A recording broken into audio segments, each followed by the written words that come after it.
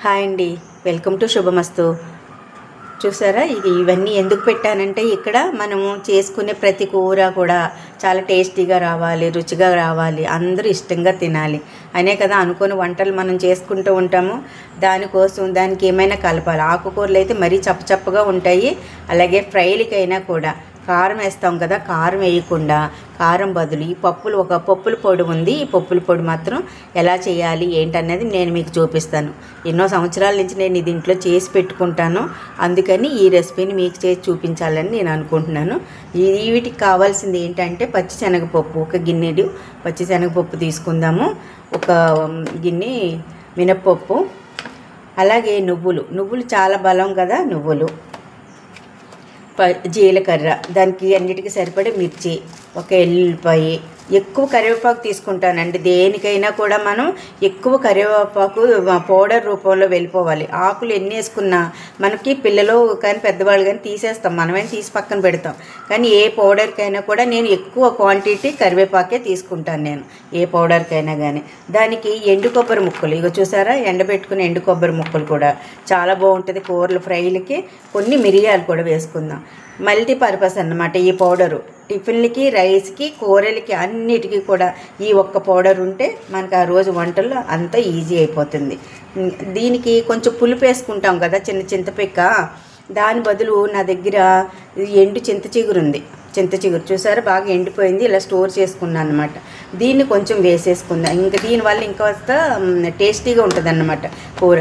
ఇది లేకపోతే, చింత చిగురు లేకపోతే మామిడి ముక్కలు, ఎండు మామిడి ముక్కలు ఉంటాయి కదా, అవి కానీ, ఇంకా చింతపండు కానీ, ఒక్క చింతపిక్క, ఎక్కువ కాదు, కొంచెం వేసుకోవాలి. ఇది గుల్లగా ఉంది కదా, ఇంత చూపించాను, ఇది సరిపోతుంది. ఈ పౌడర్కి అయితే ఇది సరిపోతుంది. మన దగ్గర ఇది లేకపోతే చింతపండు కానీ ఎండు మామిడి ముక్కలు కానీ వేసుకోవాలి.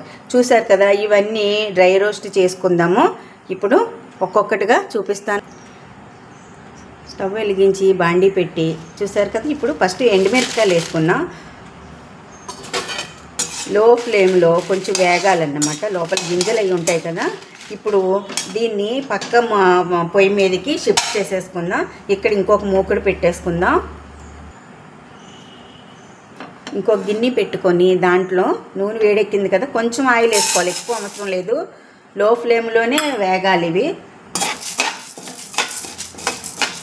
బాగా హై ఫ్లేమ్లో అయితే మాడిపోతుంది కానీ వేగదు. ఇలా వేగనిద్దాం. ఇది వేగిన తర్వాత ఇందులోనే మినపప్పు కూడా వేసుకుందాం. ఎండుమిరపకాయలు వేగిపోయాయి, ఆ ప్లేట్లోకి తీసుకున్నాను. ఇప్పుడైతే మనము కరివేపాకు కడిగి ఆరబెట్టుకున్నాం కదా, ఇప్పుడు ఇది వేసేద్దాం ఇందులో. ఇది వేగిన తర్వాత ఇందులోనే చింత చిగురు కూడా వేసుకోవాలి. ఇవి ఇట్లా వేగాలన్నమాట. ఎండుమిర్చి వేగిపోయినాయి, పక్క ప్లేట్లోకి తీసుకున్నాను. అదే మూకిట్లో కరివేపాకు వేయించేసుకుందాం. పక్కన ఒక గిన్నెలో పప్పులు వేగుతున్నాయి. ఇలా అంటే సౌండ్ రావాలి. కరివేపాకు బాగా వేగిపోయింది కదా, ఇప్పుడు ఇది వేసేసుకుందాం. చింత చిగురు వేడిగా ఉంది, స్టవ్ ఆపేసి ఇది వేసేసుకుందాం. రెండు కలిపేస్తే రెండు కలిసిపోతాయి. దీన్ని కూడా పక్కన పెట్టేసుకుందాం. పప్పులు చూసారా, చాలా బాగా వేగిపోయింది, మంచి కమ్మటి వాసన వస్తుందన్నమాట. లో ఫ్లేమ్లో వేయించుకుంటే కొంచెం టైం పడుతుంది, అయినా చాలా బాగుంటుంది కమ్మగా. ఇప్పుడు కొబ్బరి ముక్కలు వేసేద్దాం. ఎండు కొబ్బరి ముక్కలు లాస్ట్లో వేసుకోవాలి. నువ్వులు కూడా కొంచెం కలుపుద్దాం. కొన్ని మిరియాలు వేసుకుందాం. ఈ ఘాటు కూడా చాలా బాగుంటుంది మనకి, రైస్కైనా అన్నానికైనా. జీలకర్ర సగం ఇందులో వేసుకొని సగం మిక్సీ తిప్పేటప్పుడు వేసుకుందాం. అది ఆ కమ్మదానం చాలా బాగుంటుంది. ఇంతే, ఇది ఇలాగా చల్లారనిచ్చేద్దాము. దీంట్లో కొంచెం ఇంగువ,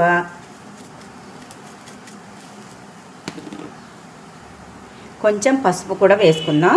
కలర్ఫుల్గా చాలా బాగుంటుంది అన్నమాట, మనకి ఆరోగ్యానికి మంచిది. ఇంట్లో ఆడించుకున్న పసుపు ఇది. దీన్ని చల్లారి పెట్టేసుకుందాం. వేయించుకున్న పప్పులన్నీ ఉన్నాయి కదా, చల్లారిపోయినాయి. ఇప్పుడు పప్పుల్ని ముందు మిక్సీ పడదాం. కొబ్బరి ముక్కలు నలగడానికి కొంచెం కష్టం అవుతుంది కదా, ఎండు కొబ్బరి ముక్కలు కదా. ఇవి కొంచెం సగం నలిగిన తర్వాత మిరపకాయలు, కరివేపాకు ఇవన్నీ కూడా వేసేసుకుందాం. చూసారుగా, ఇలా నలిగింది. చెక్క ముక్కలాగా సగం నలగాలన్నమాట. ఇప్పుడు మనం మిరపకాయలు ఇందులో వేసేద్దాం. అలాగే కొంచెం కళ్ళుప్పు వేసుకుందాం, చాలా బాగుంటుంది. కళ్ళుప్పు వేసుకోవాలి సాల్ట్ కన్నా కూడా. ఇది కొంచెం నలిగిన తర్వాత కరివేపాకు వేద్దాం.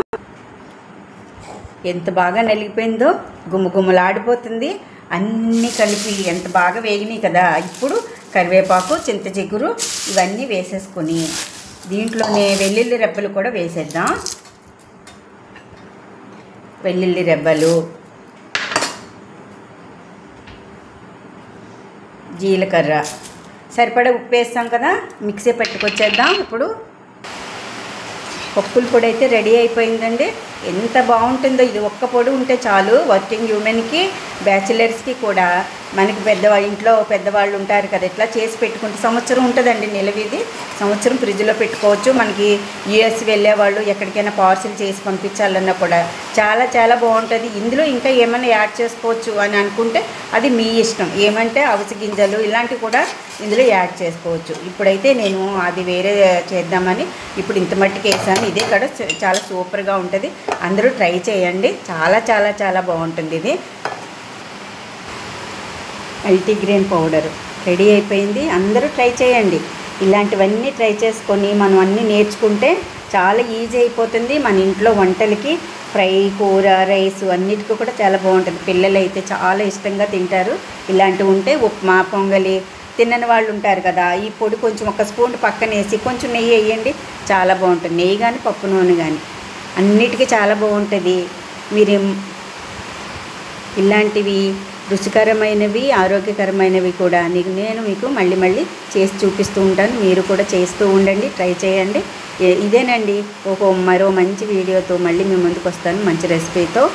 ఓకే అండి, మీరందరికీ కూడా నచ్చిందని అనుకుంటున్నాను. నచ్చితే నా ఛానల్ ఫస్ట్ టైం చూసిన వాళ్ళైతే సబ్స్క్రైబ్ చేసుకోండి. అలాగే ఫ్రెండ్స్కి, ఫ్యామిలీ మెంబర్స్కి షేర్ చేయండి, ఒక లైక్ చేయండి. ఓకే అండి, బాయ్ బాయ్, ఉంటాను మరి.